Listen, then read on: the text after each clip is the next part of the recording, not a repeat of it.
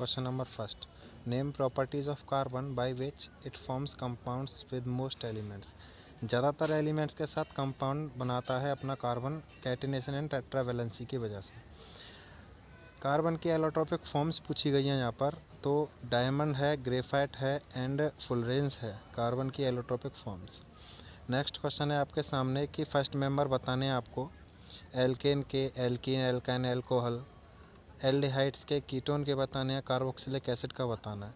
तो एल्केन का जो फर्स्ट मेंबर है वो है मीथेन, एल्कीन का फर्स्ट मेंबर इथीन है, एल्काइन का फर्स्ट मेंबर इथाइन है एंड एल्डिहाइड का है यहाँ पर मीथेनॉल और एल्कोहल का है मीथेनोल, कार्बोक्सिलिक एसिड का है methanoic acid.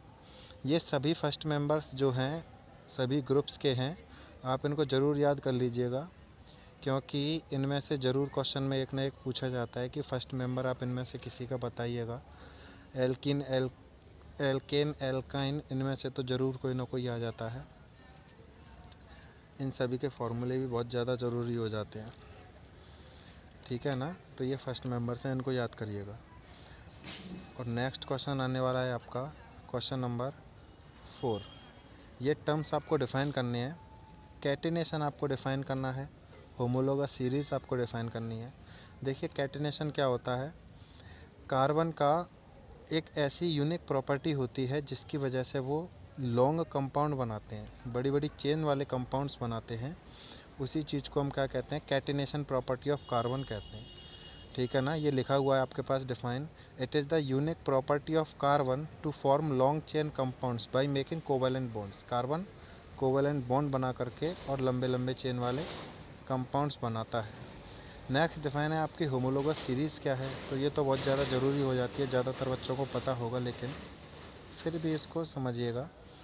A series of hydrocarbon which have a difference of CH2 group is called homologous series.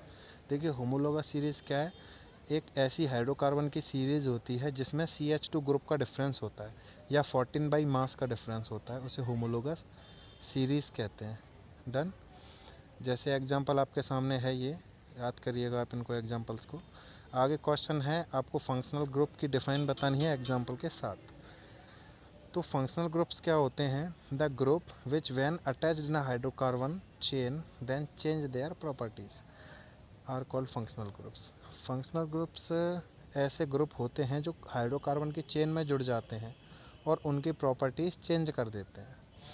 जैसे ही हाइड्रोकार्बन की चेन में फंक्शनल ग्रुप जुड़ता है, हाइड्रोकार्बन की प्रॉपर्टी बदल जाती है।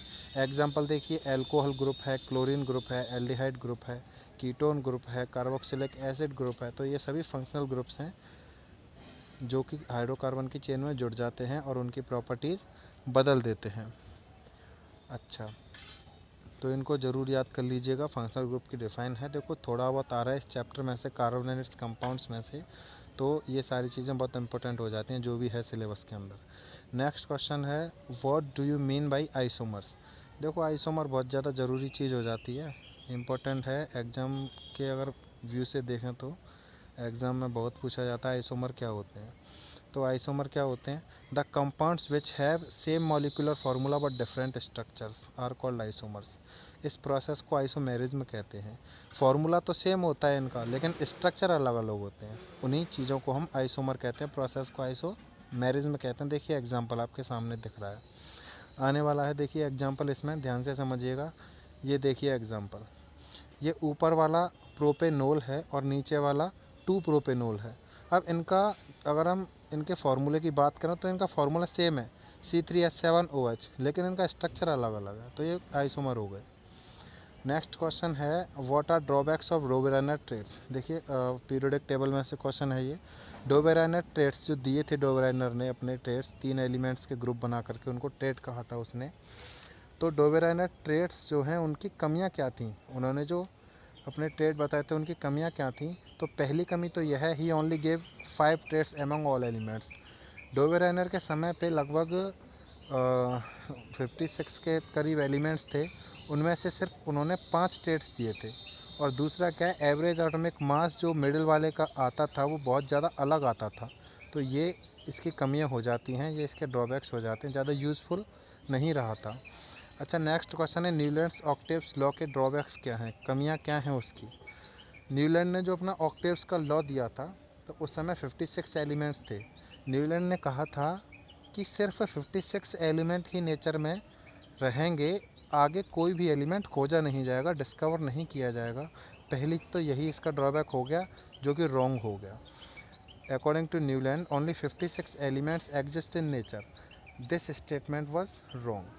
और फर्स्ट है इसका, ये सिर्फ कैल्शियम तक ही एप्लीकेबल हुआ था, it was only applicable up to calcium. ये इसकी कमियां हो गई, दो कमियां। नेक्स्ट क्वेश्चन है मेंडलीव की पीरियोडिक टेबल की कमियां क्या थी। Limitations of Mendeleev table.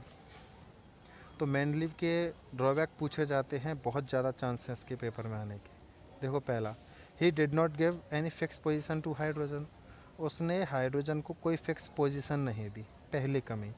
दूसरा, at some places ascending order of atomic mass was not regular, कहीं कहीं देखा था तो रेगुलर नहीं था असेंडिंग ऑर्डर, तो ये इसकी कमी थी। नेक्स्ट है ही did not explain anything about isotopes in his periodic table. देखिए मेंडलीव के समय पर आइसोटोप्स डिस्कवर हो चुके थे लेकिन फिर भी उसने उसके बारे में बताया नहीं था, तो ये इसकी कमी हो जाती है। अगला है मेंडलीव पीरियोडिक लॉ और मॉडर्न पीरियोडिक लॉ की डिफ़ाइन। देखिए ये जो डिफ़ाइंस हैं दोनों लॉज की, पीरियोडिक लॉ की, मेंडलीव एंड मॉडर्न, तो बहुत पूछी जाती हैं एग्ज़ाम में, और इनकी डिफ़ाइंस भी सिंपल वे में होनी चाहिए, तो मैंने बहुत सिंपल तरीके से बताया यहाँ पर कि मेंडलीव्स पीरियोडिक लॉ क्या कहता है। According to this law physical and chemical properties of elements are periodic functions of their atomic masses. Atomic masses के फंक्शंस होते हैं, जो जितने भी प्रॉपर्टीज़ होती हैं एलिमेंट्स की वो एटॉमिक मास से कनेक्ट हो सकती हैं, एटॉमिक मास से उनको हम रिलेट करके देख सकते हैं। ये कहा था मेंडलीव भाई साहब ने। अच्छा, अगली बात है कि मॉडर्न पीरियोडिक टेबल में कहा था कि properties are periodic functions of their atomic numbers. Mendeleev जो मॉडर्न पीरियोडिक टेबल थी उसमें एटॉमिक नंबर के क्लासीफाई किया गया था।